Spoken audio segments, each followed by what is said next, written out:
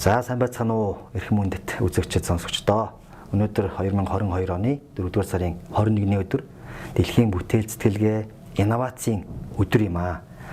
За энэ өдрийг тохиолдуулаад Mast Innovation Talk ярилцлага хилцүүлгийн анхны дугаарыг эхлүүлэх гэж байна. Тэгэхээр энэ ярилцлагыг санаачилсан оюун цэцэг багш болон шүтээсийн багш профессор судлаач бид бүхэн энэ ярилцлагыг цуврал маягаар ингээд үргэлжлүүлэх болно. За энэ удаагийн дугаарыг миний бие шүтээсийн багш Бадманин буу хөтлөн явуулна. За өнөөдрийн нэвтрүүлгийн ярилцлагын анхны зочноор Шинжлэх ухааны технологийн сургуулийн бизнесийн удирдлага хүмүүнлэгийн сургуулийн технологи менежментийн салбарын тэргүүлэх профессор, зөвлөх профессор, эдийн засгийн шинжлэх ухааны доктор профессор оюун цэцэг багш маань өргөдөн оролцоод байна. Танд өглөөний мэнд төргий.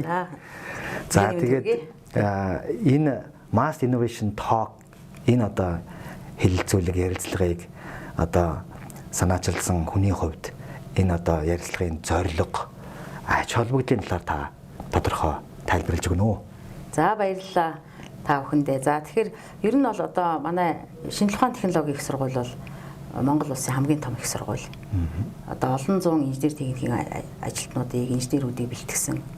За дээр нь бол Монгол улсын эдийн засаг аж үйлдвэрийн салбарын хөгжилд бол томоохон хувь нэмэр оруулсан. Монгол улсын ер нь шинжлэх ухааны технологийн томоохон төв гэж үздэг. За нөгөө талаараа бол өнөөдөр бол мэдлэгийн эдийн засгийн нөхцөлд мэдлэг гэдэг зүйл бол эдийн засгийн гол нөөц болсон тийм эдийн засгийн систем рүү дэлхийд даяараа бол шилжиж байна. Уламжилт байгалийн баялаг, ашигт малтмал эдийн засгийн өсөлтийнх нь эдийн засгийн гол нөөц нь их сурвалж нь байдаг. Тэр эдийн засгийг бол уламжилт эдийн засаг гэдэг юм л да дэлхийд дахин уламжилт эдийн засаг. За энэ уламжилт эдийн засгаар бол дэлхийд дахин анхнаас бол хөгжиж ирсэн. За гэтэл өнөөдөр бол 21-р зуунд мэдлэгийн эдийн засаг руу шилжих, дэлхийд даяараа шилжилт бол маш их эрчимтэй өрнөж байна. Өндөр хөгжилтэй орнууд бол өөрснийг бол мэдлэгийн эдийн засагт орно гэж үзэж штэ. За тэгэхээр мэдлэгийг хэн бий болгох гэхээр гол төлөв мэдлэгийн институт гэж байдаг. Тэр нь болохоор ихтэй сургууль эрдэмтгэлгээний байгууллага. За тэгэхээр мэдлэг бол шинжлэх ухааны үндэстэй, хэрэгцээтэй, үнэн зөв, бодиттой, үр ашигтай мэдлэг байж дамжиж хэрэглээ болж нийгэмд хувь нэмэр оруулна, инновац болж хөгжинэ. За тэгэхээр шинжлэх ухаан ер нь бол улс орны хувьд өнөөдөр орчин үед бол энэ мэдлэгийн эдийн засгийн нөхцөлд үндэсний инновацийн үр ашигтай тогтолцоо бүрдүүлж байж өөрийнхөө мэдлэгийн эдийн засгийг хөгжүүлдэг тийм хандлага бол дэлхийд дахинд байна. Мэдлэгийн эдийн засгийг хөгжүүлэхийн тулд бол 4 том тулгуурыг бий болгох хэрэгтэй гэж үзэж байгаа юм. За тэр нь болохоор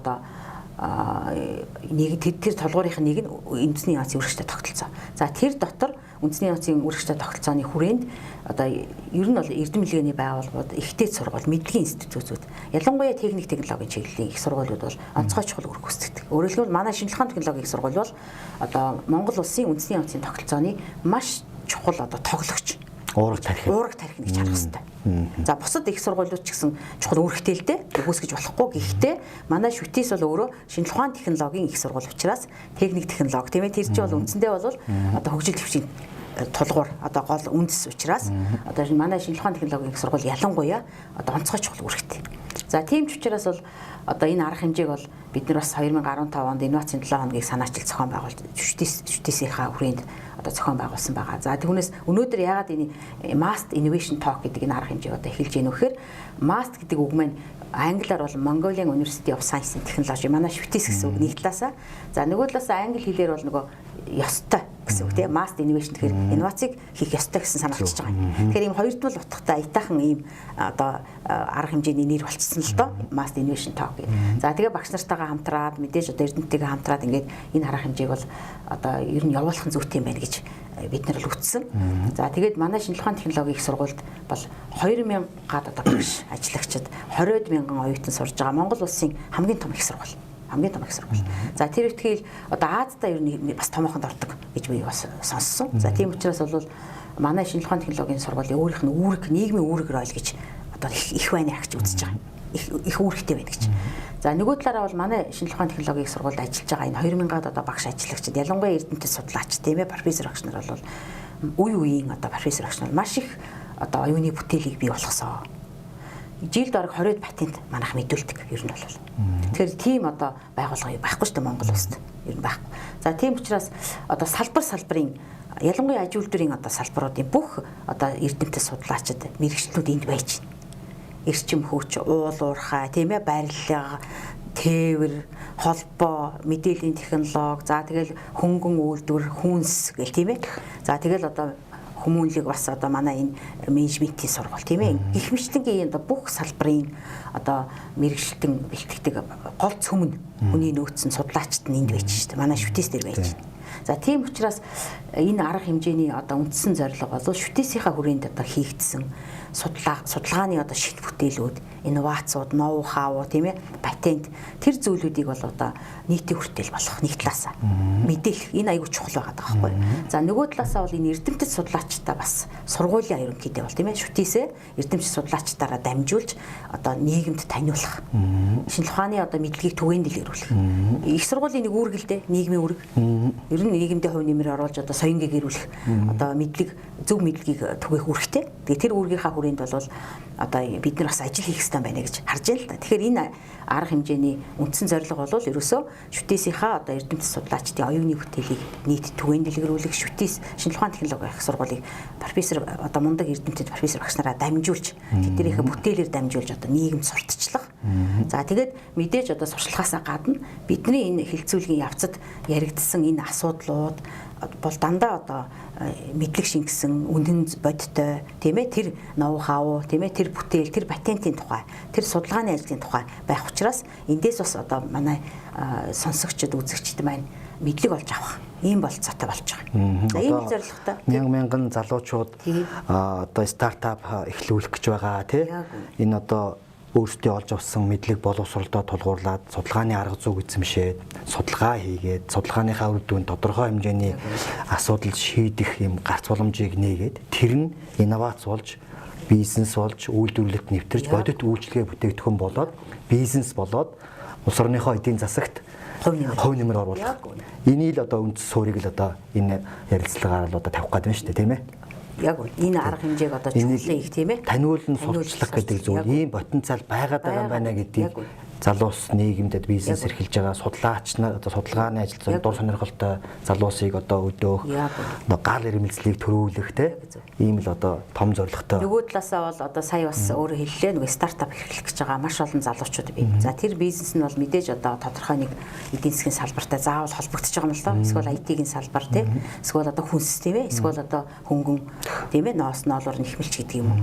Эсвэл одоо мэдээж барилгач байдаг юм. Ингээд олон салбарт бизнес явж байгаа шүү дээ. За тэгэхээр тэр салбаруудад одоо магадгүй бизнес эрхлэх зориод тэр талаар мэрэгчсэн ч байдаг юм уусууд одоо байх юм бол одоо манай шүтээс дотор ямар эрдэмтэн шилэх юм бол тухайн асуудлыг нарийн гүнзгий одоо судалсан байдгийг, ямар технологийн боловсруулалт одоо хийсэн байдгийг, ямар ноу хау патентийг бол одоо ингээд олон жилийнхаа судалгааны үр дүнд авчихсан байдгийг, өөрөөр ямар мэдлэг хаана байгаа гэдгийг одоо бид нар нийгэмдээ бас таниулах хан чухал байна. Тэр их чухал. За тэгэхээр манай Mass Innovation Talk бол ийм ач холбогдолтой юм байх нэ гэдгийг ойлгосон баг.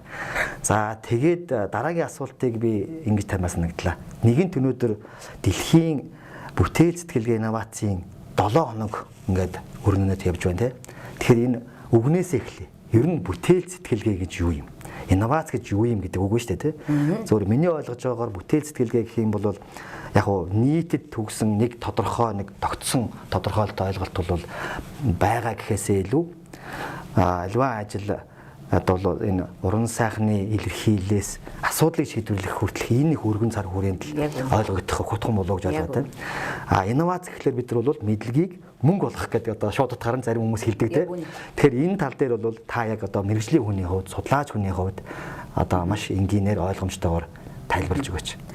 Тэгэхээр хоёр creativity гэж байгаа англиар тийм ээ бүтээлч хандлага, бүтээл сэтгэлгээ гэдэг.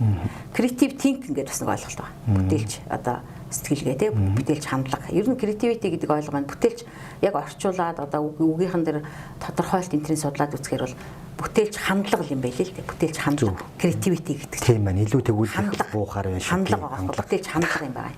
За creative thinking гэхээр бүтээл сэтгэлгээ болчихж байгаа юм. Тийм бүтээл. Тэгэхээр яг манайд бол creativity гэдэг ойлголтыг бүтээл сэтгэлгээгээд чиг ярьж лэн бүтээлч хандлагч гэдээ ярьж байна. Яг болохгүй ч юм байхгүй. Нэг хол зөрөхгүй.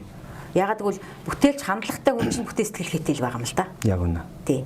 Тэгээд энэ ер нь бол энэ creativity гэдэг ойлголт бол хүн өөрийнхөө одоо оюуны арай өөрөөр сэтгэж гэсэн үг байхгүй. Стандарт бас сэтгэлгээ гэсэн. Ямарваа нэгэн асуудлыг бол стандартаар хэвшмэл байдлаар сэтгэж болно л доо. Шийдэж болно. Угаасаа өмнө шийдэд одоо яваад ирсэн тэр одоо арга туршлага бол байдаг. Тэр мэдлэгч байж идэг. Тэгэхээр бүтээлч гэдэг бол илүү одоо өөр өнцгөөс асуудлыг харж шийдлийг өөрөөр олох гэсэн тийм ойлголт байгаа юм. Илүү өөрөөр сэтгэж одоо стандарт бас ямарваа нэгэн арга асуудлыг одоо шийдэх шийдлийг стандарт бас одоо тийм арай өөр хандлагаар шийдэх тэр одоо сэтгэлгээ хандлагыг бүтээлч гэдэг.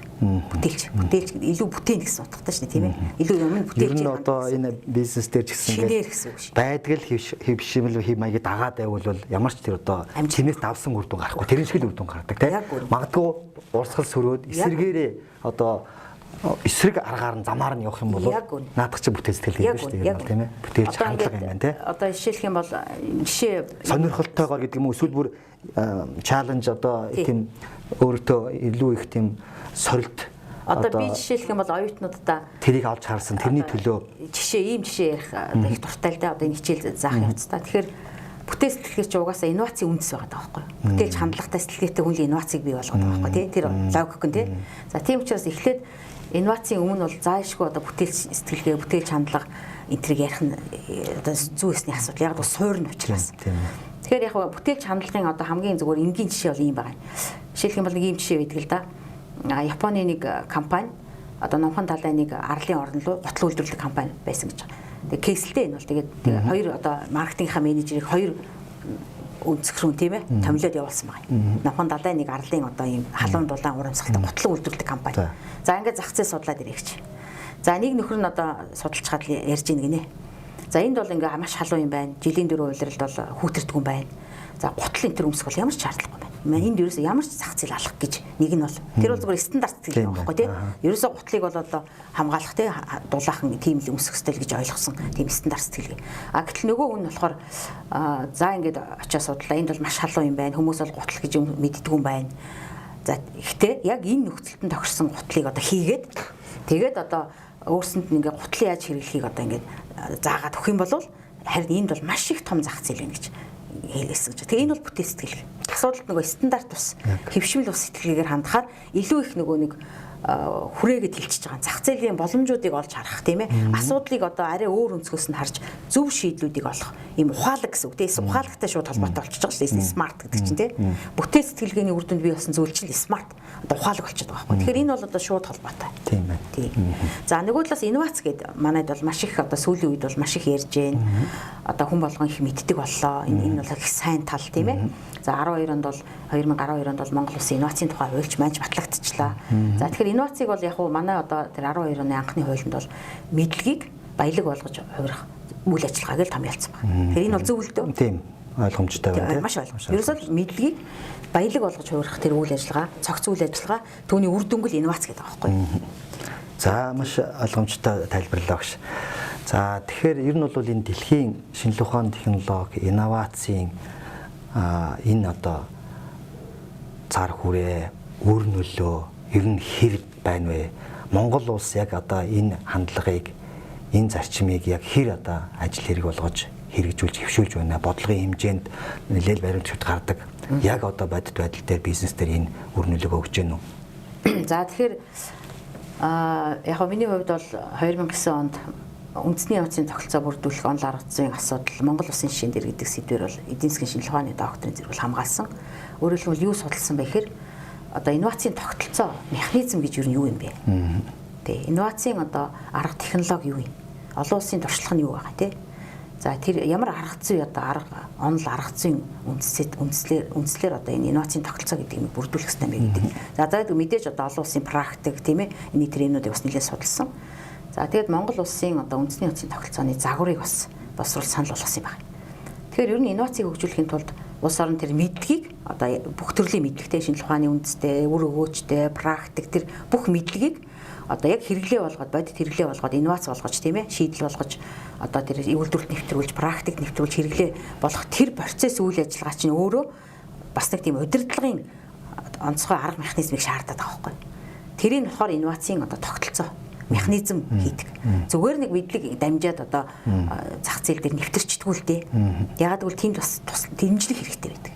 За тэр дэмждэг механизмын үндсэндээ үндэсний инновацийн тогтолцоо гэж хэлээд байгаа юм л да. Тэгэхээр эхлээд бол тэр инновацийн тогтолцоо чинь бол жижигээс ихсэн байгаа. Байгууллагууд инновацийнхаа механизм тогтолцоо бүрдүүлээд ихсэн. Дараа нь одоо салбарын хэмжээнд очсон. Дараа нь бол одоо улс орны хэмжээнд үндэсний инновацийн тогтолцоо болсон. Бүс нутгийн хэмжээнд инновацийн тогтолцоо бүрдсэн. За одоо бол өнөөдөр бол дэлхийн глобал инновацийн тогтолцооны тухай ярьж байна шүү дээ.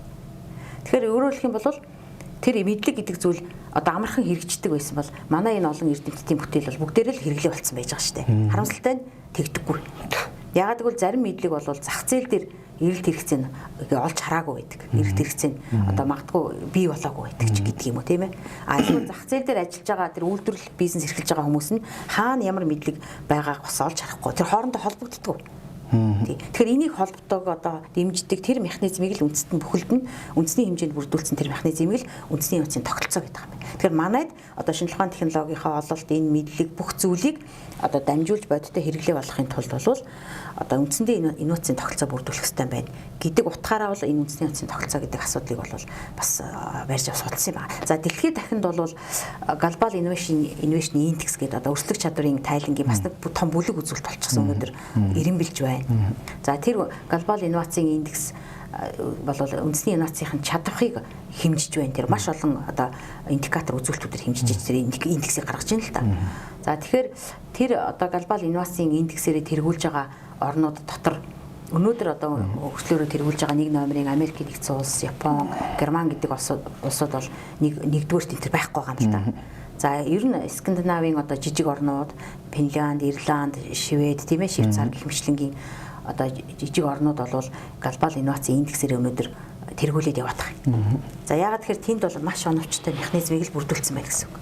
Чадвараа бүрдүүлээ, чадвараа оновчтой ашиглаж байна гэсэн үг. Инновацийнхаа чадварыг одоо мэдлэгээ тогтолцоо бүрдүүлэх, одоо дамжуулж яг бодит хэрэглээ болдог тэр арга механизмыг олоод өөртөө тохирсон үндснийхээ тэрийг нэвтрүүлсэн байна гэсэн. За Америк энтер гэдэг орнууд бол яг нэг 10 хэд мэд дээр явж байна л да. Тэр дотор бол дээгүүр явж л байна. Гэхдээ тэр үндэсний инновацийнхаа тогтолцооны тэр үр дүнтэй байдлаараа бол тэр орнууд тэгэхээр Монгол улсад яг энэ инновацийн тогтолцоо яг бүрдсэн үү? За манайд бол одоо бүрдэх процесс үйл ажиллагаа бол явж гин гэж хэлж байна. Бүрдэх үйл ажиллагаа явж байна. Манайх бол тэр инновацийн индекс энтрээ бол нэлээд хойгоор одоо 100% загсаж байна л да өнөөдөр. Энэ байдал ядаж л нөгөө шинжлэх ухаандаа зарцуулж байгаа зардал дотоодын нийт бүтээгдэхүүнд эзлэх хуваар илэрхийлэгдэх нэг хэмжүүр энэ баг тийм ээ. Одоо Америк, Израиль, Хятад, Солонгос гэдэг одоо 4-5% бараг 4-өөс дээш хувь тий зарцуулсан. Израиль бол 4 гэдэг хамгийн. Монгол бол 0.12% байх шиг байна энэ сүүлийн л одоо статистикаас харахад. Тэгэхээр энэ төрөөс энэ яг энд ач холбогдол өгж энэ шинжилгээ ухаан инновацид зарцуулах санхүүгийн хувь хэмжээг өсгөж ээж л энэ бодит одоо үр дүн илүү гарах байх тийм ээ. Одоо яагаад гэвэл би бас энийг ингэж энэ талаас нь тайлбарвал тэгэхээр сая миний ярьсан үндэсний инновацийн тогтолцоог бол ганцхан бас төр дангаараа бүрдүүлдэг. Яг гоо төр бол эхний үед бол өөрөө одоо зангидж бодлогоороо мандайлаараа одоо өөрөө ингэж одоо бас тийм үйл ажиллагаагаараа бодлогоороо бол үндэсний инновацийн тогтолцоог бүрдүүлэх одоо үүрэгтэй. Тэгээд улс орнуудын туршлагыг судлахад төр нь эхлээд одоо маш их одоо зүйл хийж хөрөнгө оруулалт санхүү төр дангаараа үндэсний инновацийн тогтолцоо бүрдүүлдэггүй. Үндэсний инновацийн тогтолцоо бүрдүүлэхэд бол наацхан 4 том систем байна. Миний судалснаар бол мэдлэг бий болгодог дэд систем. За тэр нь бол эрдэм билгээний байгууллагууд, ихтэй сургуулиуд.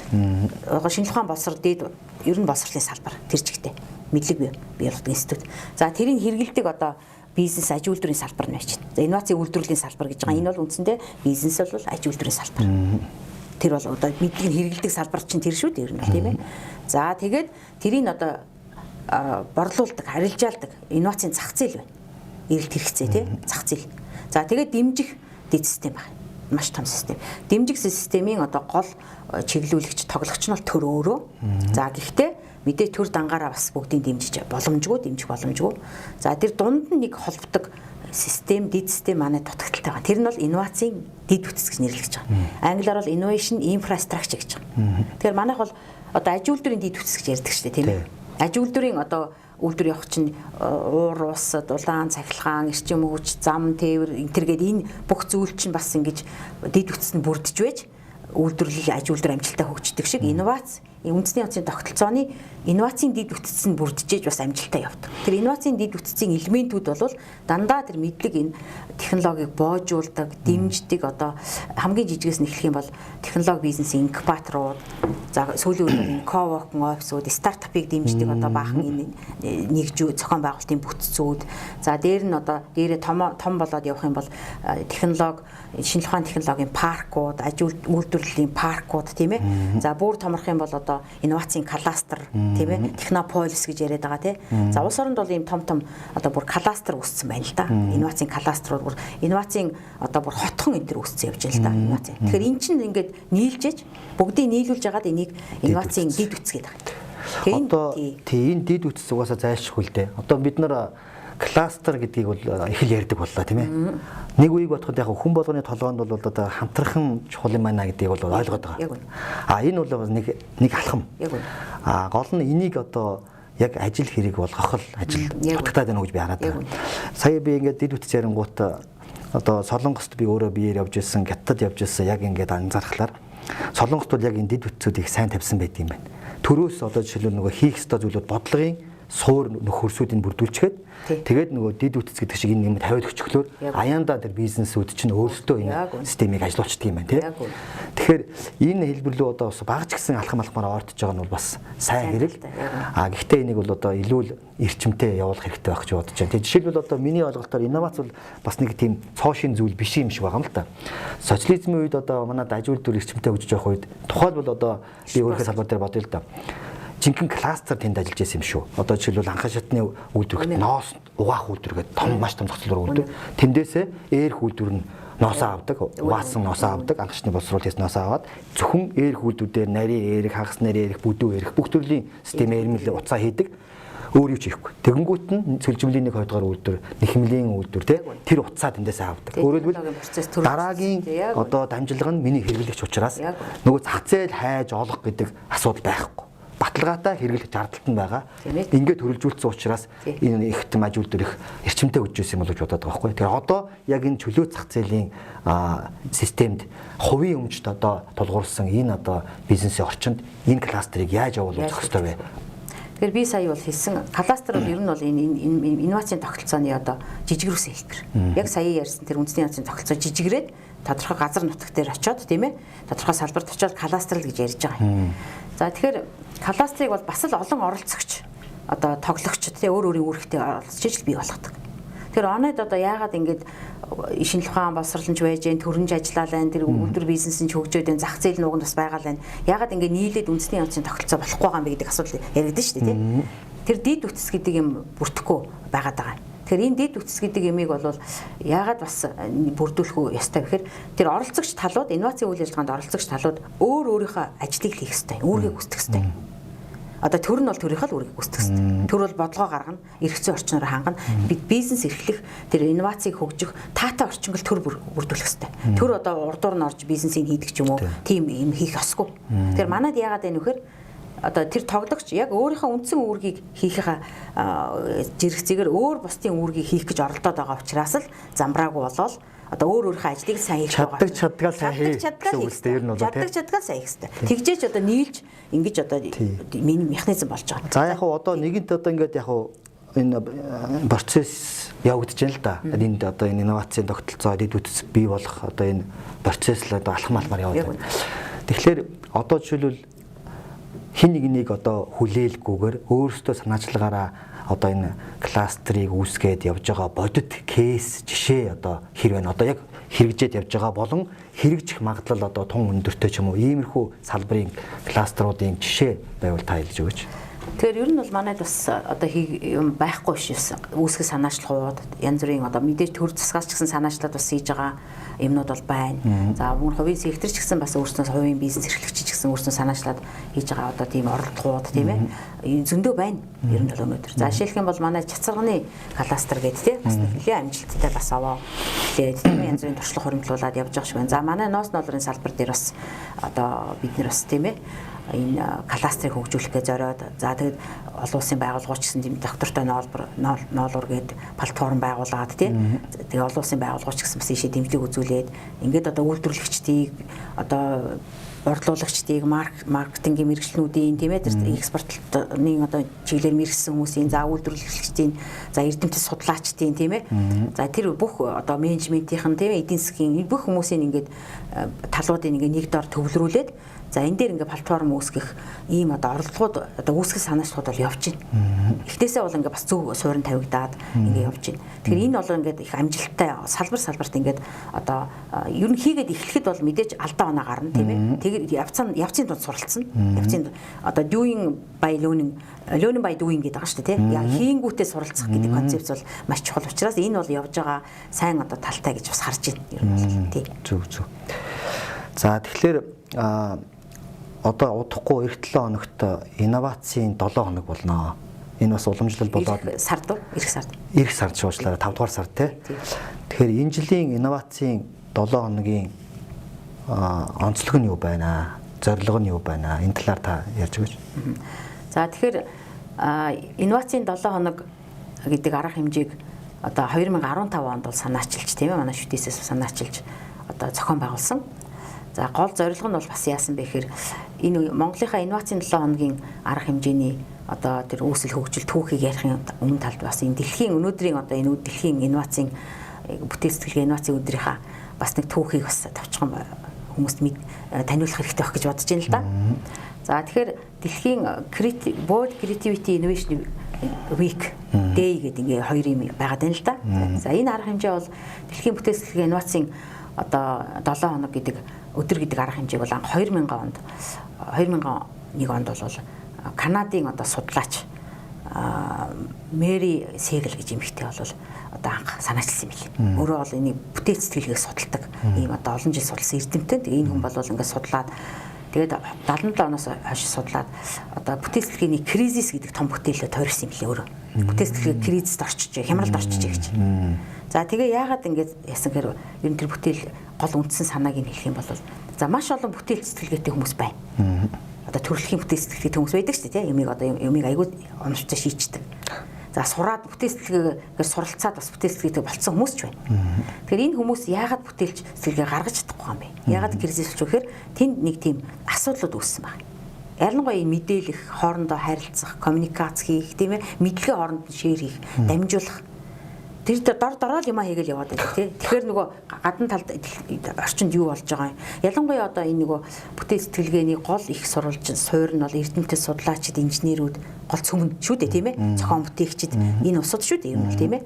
За тэгээд тэр дондаа бол маш том айрам нь бол энэ ихтэй сургуулийн одоо судлаачид энэ эрдэмтдийн байгууллагын судлаач эрдэмтэд орно. За энэ хүмүүс бол яадаг юм хэрэг ингээл дотроо л юм хийгээл яваад байдаг. Лабораторийнхаа сургууль дотроо бүтээлч юм хийгээл яваад байдаг. Нийгэм тэр таньдгүй, мэдэгддэггүй, шеэр хийдэггүй. За хичээлдээ мэдээж багш нар бол хичээлдээ заадаг баг. Тэгэл одоо дуусаа тий. Тэгэхээр ингээд нийгэмд одоо тэр хийж байгаа бүтээлч юма таниулах. Тэр айгуу чухал. Тэр нь бол яасан гэхээр ингээд нийтэд юм түгээнд дэлгэрүүр сурталчлах зүйл айгуу чухал юм байна.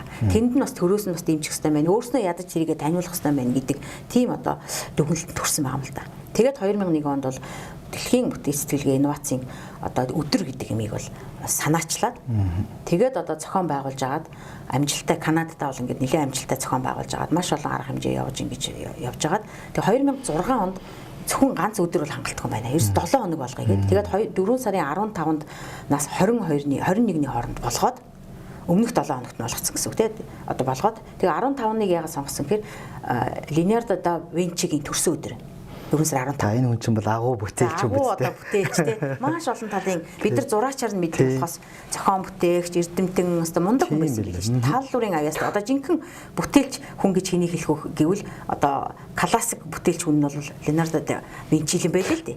За тийм учраас тэр хүний төрсөн өдрийг сонгож авсан байгаа юм. Энэ тохиолдын зүйл биш. Тэгээ 15-наас 21-ний хооронд дэлхийн бүтээл сэтгэлгээ инновацийн 7 хоног гэдэг арга хэмжээг тэмдэглэдэг байж байгаа. Улс орнууд бас нэгдсэн. За тэгээд 2017 онд нүүбийн хэмжээний арга хэмжээ болж нүүб одоо бүртгэж аваа те энийг дэмжиж одоо бүртгэж одоо дэмжиж тэгээд нүүб дэлхийн хэмжээний арга хэмжээ болж ингэж зарласан. За тэгээ 21 гэдэг бол өнөөдөр бол 7 хоногийн төгсгөлийн өдөр. Одоо бүтээл сэтгэлгээ инновацийн дэлхийн өдөр гэж байгаа. Тэгээ ийм одоо утга учиртай өдөр байна. За тэгээ би бол яг хөө мэдээж инновац судалж ирсэн хүний хувьд бол янз бүрийн энэ одоо практикууд энэ юмнуудыг бол нэлээд судалсан.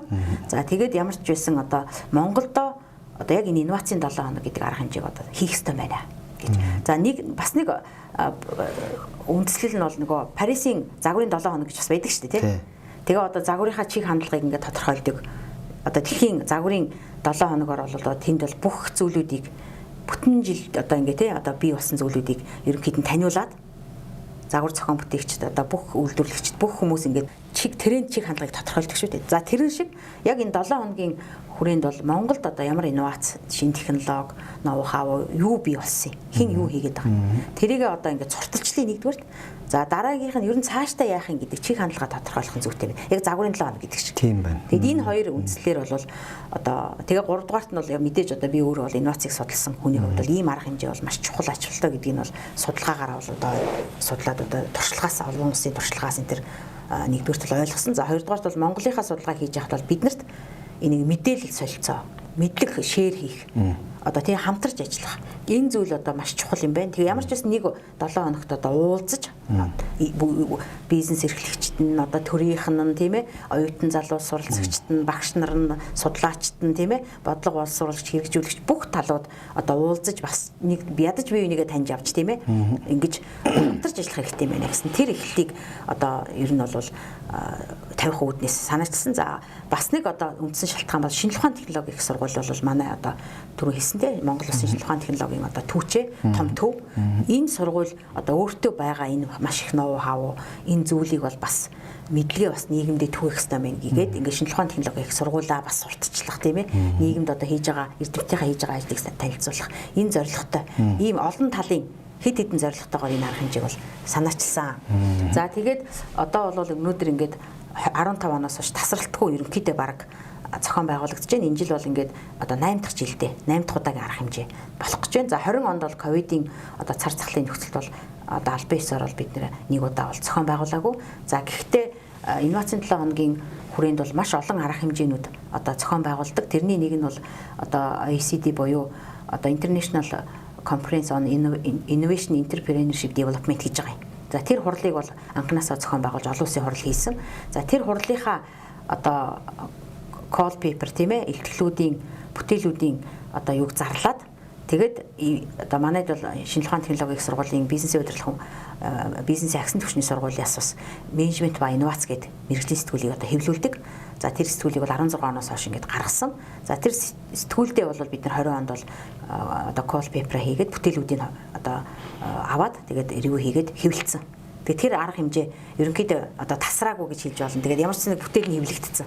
Хурлаа бол бие дээр зохион байгуулаагүй. Гэхдээ хурлынхаа одоо бүтээлийг аваад хэвлэлцэн гэсэн. Тэгэхээр 20 онд нэг тийм л болсон. За бусд үед бол бид нар бол байнга зохион байгуулсан. Зохион байгуулсан. Ер нь энэ инновацийн 7 хоног чинь одоо яг шүтээс дээр анх одоо санаачилж өгсөн бий болоод одоо улсын хэмжээний том арга хэмжээ болсон гэдэг бол бас ямар их ач холбогдолтой нь бол төв засаг энэ чинь бас одоо үнэлж ач холбогдлыг олгож энэ дээр анхаарч байна гэсэн үг шүү дээ тийм ээ. Тэгэхээр энэ их сайн хэрэг болж байна гэсэн. Төрөүний бас битэр ярианд гарч иж ясна нөгөө эрдэмтэд судлаад л байдаг баахан патент аваад байдаг. Нөгөөх нь ингээд цаахан цаас болоод байж байдаг яг үйлдвэр тэмтгэхгүй байгаа даа. Тэгэхээр энийг л одоо нэг хөдөлгөөнд оруулж бүгдээрээ энэ нэг вин гэдэг шиг ашиг хувийн хүртдэг нэг ийм л тогтолцоонд ормоор байна тийм. Гэтэл яг хуу манайх ч одоо судалгааны их сургууль гэдэг их тийм концепц их явж байна. Магадгүй судалгаа инновацийн их сургууль ч юм уу би одоо тэгж хармаар байна л да. Яг гэвэл шүтээс гэдэг энэ том юуны одоо ундраг зөвхөн судлаад орхих биш бойжуулдаг тэр инкубатор цех нөгөө тогтолцоонуудтай тэр эрдэмтдийн бүтээлийг үйлдвэрлэлийнхаа тодорхой нэг зээг тасгууд дээр туршаад эндэж гэсэн нэг тийм одоо туршилтын энэ пайлот одоо ийм одоо загварууд дээр бойжуулаад ингээ гаргадаг нэг ийм л нэг үйлдвэрлэл том болмоор байна л да. Би тэгж хамаарна. Гэтэл одоо энэ инновацийн хуулиараа энэ эрдэмтэд багш нар стартап эрхлэх, бизнес эрхлэх энэ боломж нь хэр хангагдсан байна. Энэ тал дээр одоо миний одоо ойлгож байгаагаар манад бол яг хуулиар яхахтар ингээд хориглоогүй ч гэлээ гэсэн нэг тийм дэмжлэг муутай юм шиг харагддаг байхгүй юу. Ягаад гэвэл судлаач хүн одоо багш хүн яг өөрийнхөө судалсан чиглэлээр бизнес хийгээд явах нэг тийм одоо зохисгүй юм шиг эсвэл магадгүй одоо нэг төрийн тодорхой салбарын одоо албан тушаалд томилогдож байгаа хүнийг өөний одоо чиглэлээр хувьдаа бизнестэй юм байна. Сонирхлыг зөвшлүүлэх юм байна ч гэдэг юм уу. Магадгүй энэ байдал нийгэм нэг тийм одоо илүү тийм зоримог ч юм уу одоо энэ эрдэмтэн судлаач нар өөрсдөө яг энэ гаргасан судалгааныхаа ажлыг бизнес болгож явах нөхцөлийг хаагаад байдаг юм болоо гэж би бодоод байдгийн. Тэр энийг нээж өгсөн одоо бололцоо нь хэр байдгийн. За зүгээр би бас хятад явж байхад харж байсан л та. Хятадыг бол бид нар зөвхөн хятад гэдгээрээ Монгол улсууд нийгмээрээ нэг тийм нэг мэдрэг хэмзэг одоо юм хандлагатай. Улс төрийн тогтолцоо нь бол коммунист тогтолцоотой мөртлөө эдийн засаг нь дэлхийн номер 2 эдийн засаг. Магадгүй удахгүй номер 1 эдийн засаг болохыг үсэхгүй ийм прогресстэй явж байна. Тэгэхдээ Хятадын тэр шинжлэх ухаан боловсролын яамны харьяа тэр одоо шинжлэх ухааны академи түүний харьяа хүрээлэнгүүд дээр одоо ажиллаж байгаа их сургуулиудаар ажиллаж байгаа эрдэмтэд профессорууд нь хажуудаа стартап компанитай гэдэг юм биш. Тэгээд тэр компани дээрээ өөрсдийнхөө тэр судалгааны ажлын тэр одоо үр дүнгуудыг инновац болгоод яг бодит бизнес ажил болгоод дотоод гадаадаас захиалга аваад тэр одоо бүтээгдэхүүнийг тэр смарт одоо янз бүрийн тэр автоматжуулсан одоо шийдэл одоо миний очсон харсан юм жишээ ярьж байна л ингээд хийгээд яваад одох болцоо мөрдсөн байт юм. Тийм ч учраас хятад энэ шинжлэх ухаан технологи инновац асар хурдтай хөгжөөд байгаа юм уу? Эндээ толгуурсан эдийн засаг нь ингэж томчлээд байгаа юм уу гэж харагдав. Монголын тохиолдолд та нэг яг нь манайд бол мэдээж одоо инновацийн тухай хууль 2012 онд батлагдсан бол сайн маш сайн одоо хуулийг бол заавал хэрэгжүүлэх ёстой. За гэхдээ яг зүгээр инновац бол хөрөнгө мөнгөгүйгээр янз бүрийн тэр дэмжих нөгөө зохицуултын механизмгүйгээр одоо бас дангаараа одоо тэр хуулийн заалтуудын тэр хэрэгжих энэ тэр бас магадлал жоохон хязгаарлагдмал болсон л доо. Тэгээд тухайн үедээ бол нөгөө венчур капитал одоо инновацийг ихт мөнгө хэрэгтэй ойлгомжтой. Тэгэхээр тэр гол санхүүжилт нь бол одоо арилжааны банкуудын ч юм уу зээл, бизнесийн зээл бол яагаад ч биш. Яагаад гэвэл стартап тэр бүтээлийг яахад бол өөр нэг тийм юу хэрэгтэй. Тэр нь болохоор венчур капитал энэ төр гэдэг. Тэгэхээр тиймэрхүү бүтэц энэ төр нь тийм одоо юмнуудыг ингээд хуулийн анхны тэр төсөл энэ төрд бол би өөрөө бас орж ажиллаж исэн л да ажлын хэсэгт. Тэгээ тийм одоо олон улсын түвшинд ямар механизм юу нээгээд өгсөн байвал энэ инновац амжилтаа хэрэгждэг энэ төр гэдэг бах юм судалж байгаа л тэгэл механизмуудыг суулгасан. Гэхдээ тэр анхны хуулиас бол тэр санхүүжилттэй холбоотой венчур капиталын дэд үтцтэй холбоотой тэр инновацийн нөгөө кластер юмтай холбоотой заалтууд ерөнхийдөө одоо инновацийн сан маан байгуулах, фонд байгуулах тэр юмнууд насагдсан юм л та. Тэгэхээр тэр нэг жоохон зохицуултгүй болцсон ер нь бол. За тэгээд түрүүний хэлсэн тэр их сургуулийн одоо багш нар яагаад одоо бид нар ингэж юм хийгээд болохгүй гэж гэхээр яг нэг ийм бас л нөгөө мөнгө хөрөгтэй холбоотой. Хятад бол яаж юм гэхээр одоо үндэснийхээ томоохон их сургуулиуд одоо яг тухайн их сургуульчин өөрийнхөө чиглэлээр бол төрөлжсөн байгаа шүү дээ тий. Одоо Чадамгийн их сургууль бол одоо биотехнологиороо номер 1 ч гэдэг юм ингээд хаана нөгөө тухайн их сургууль дээр ямар салбарын эрдэмтдийн одоо мэдлэгийн чадвархын төвлөрөл байна. Тэрэнд нь түшиглээд одоо бодлохоор шууд ажил даалгачдаг байхгүй юу? Тий. Одоо манайх шиг дунд нь тендер зарлаад биднэрт олдохгүй нэг янз бүрийн одоо юун ч мэддэхгүй төрийн бас байгууллагын тэр аваад тэгээд хоёрын хооронд болгож байгаа тийм практик манайд байна шүү дээ. Энэ айгу муу. Тэгэхээр төрөөс одоо өөрөө зарлж байгаа чухал гэж үзэж байгаа улс орны одоо нийгмийн эдийн засгийн хөгжил салбаруудын одоо хөгжилтэй холбоотой ялангуяа нэг техник технологийн шийдэл одоо бодлогын шийдэл одоо яг үний одоо зүгээр захын нэг хүн аваад судлаад гаргаад шийдэл гаргацдаггүй тийм мэдлэг шаардсан одоо тэр судалгаа хийх гээд байгаа тэр шийдэл гаргах гээд байгаа хүнийх нь одоо чадвах мэдлэг чадвар шаардсан тийм судалгааны одоо янз бүрийн төслүүдийг ерөөсөө шууд тэр сургуульд нь даалгачдаг. Тэр эрдэмтэд нь одоо биотехнологийн одоо эрдэмтэд хаана Монголд одоо төвлөрсөн байна. Тэр хамтлагт нь одоо заавал сургуульч бас гэхгүй өгчдөг. За та нар одоо энийг судлаад шийдэл гаргаж ирээ. Мөнгөний хангалттай өгч. За янз бүрийн механизм байна. За тийм шууд даалгадаг томоохон ажлууд ч байна. Мөн одоо грант зарлаад тий төсөл юу зарлаад бас ингээд одоо уралдаант шалгуулалтын югаар авдагч тийм одоо төслүүд байна. Ингээд янз бүрийн олон механизмыг олон талын одоо арга механизмыг оновчтой хэрэгжүүлж байгаа. Ганц хоёрхан зүйл бол биш. Тэгэхээр тэр эрдэмтэд бол нээлттэй өөрөө одоо жишээлх юм бол судалгаа хийдэг ямар нэгэн патент одоо юун дээр технологийн шийдэлээр ажилладаг хүн бол тэрийг одоо туршдаг тэр лаборатори энтрийг маш их сайн хангаад өгч байгаа юм л да. Төрөөс нь бүр дэмжлэг үзүүлээ. Тэр олон улсын сертификат энэ тэр энэ дээр баталгаа ажилд хангахт нь одоо бүр туслаад бүр бодлогоор тийм ээ. Тэгээ тэр хүн чадаад байгаа учраас чадж байгаа юм хүний дэмжиж байгаа байхгүй да. Тэгэл тэр хүн чинь цаашаа ингэж аваа явчих. За их сургуулийн дэргэд бол технологийн инкубатор, бизнес инкубатор заавал байгуулчихад байна. Одоо бол. Тэгэхээр тэр бизнес инкубаторд бол ингээд одоо яг мэргэжлийн хүмүүс, менежерүүд, одоо маркетингийнхан, тийм ээ, бүтээгдэхүүн хөгжүүлдэг хүмүүс, инновацийн менежерүүд, оюуны өмчийн менежерүүд, лицензийнхан, хуулийнхын бүгд сууж ин л да. Тэгээ тэр хүмүүс нь ингээд одоо манайд яагаад ингээд биднийг бас шүүмжилдэг л дээ. Судал эрдэмтэд ингээд нэг өөрснөө л ингээд судлаад цаас бичээл хийхгүй юм гэж. Бид нар бол цаасаал бичих үүрэгтэй ер нь бол. Бид нар судалгаагаа л сайн хийх үүрэгтэй.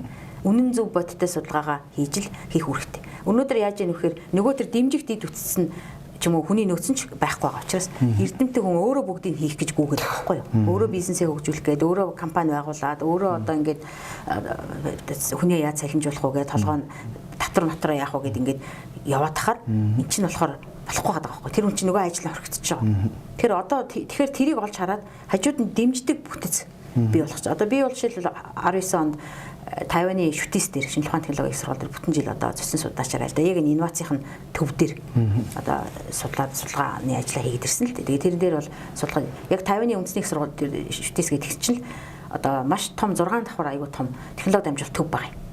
Тэн дотор нь бол үндсэндээ технологийн инкубатор байж байгаа юм. Бизнесийн инкубаторс байж байгаа юм. Тэн дотор ямар хүмүүс вэ гэхээр нэлээд одоо 5 6 менежертэй. Одоо инкубаторын захиралтай. Тэр хүмүүс нь цэвэр бизнес хүмүүс. Яг бизнес эрхэлж ирсэн туршлагатай хүмүүс. Тэгээ тэр хүмүүс бол эрдэмтдийн бүтээлийг дамжуулаад хэрэглээ болох ажлын тэд нар өөрөө мэрэгжлийн түвшинд хариуцж байна. Маркетингийн судлаач маркетингээ хийж байна. Тэр төвийнхэн бол оюутнуудынхаа дунд стартапын хөдөлгөөнийг өрнүүлэх, дэмжих тэр асуудлыг бас тэр төв нь мэрэгжлийн түвшинд хариуцж байна. За, инновацийн 7 хоногоор ер нь ямар арга хэмжээ зохион байгуулдаг юм бэ? Энэ жил хизээ болох вэ? Энэ талаар та ярьж өгөөч. За, тэгэхээр Монголын инновацийн 7 хоног гэдэг арга хэмжээ бол 15 оноос хойш зохион байгуулагдсан. Тэгээд агуулгын хувьд ерөнхийдөө бол 7 хоног өдөр болгон өөр арга хэмжээ явагддаг. За үндсэн нэг хэд хэдэн арга хэмжээг бас нэг товчхон хэлчихье гэж бодож байна. За эхний өдөр нэгд өдөр таардгийн хөвчлэн тэгээд нээлт одоо манай улс орчин шинжилгээ ухааны яам дээр хөвчлэн одоо үндсэн зохион байгуулагч болдог. За ингээд хоёр дахь өдрөөс нь эхлээд одоо инновацийн түншлэл семинар, за тэгээд одоо инновацийн форум гэдэг хэлцүүлгүүд, за олон улсын одоо инновацийн интерпренершипийг хөгжүүлгээд олон улсын хурал, за тэгээд бас одоо соёлын бүтээлч үйлдвэрлэгээд соёл урлагийн их сургуультай хамтарсан соёл урлагийн их сургуулийн зохион байгуулж байгаа хурал маань бас энэ хүрээнд хамрагдаад явдаг. За дээр нь бол 5 дахь өдрөөс нь эхлээд бол оюутнуудын дунд стартап гарааны бизнесийн шилжих төсөл зохион байгуулах хуралдаан гэх мэтчлэнгийн одоо ийм хэд хэдэн үндсэн арга хэмжээнүүд бол хөтөлбөрт нь орж явдаг.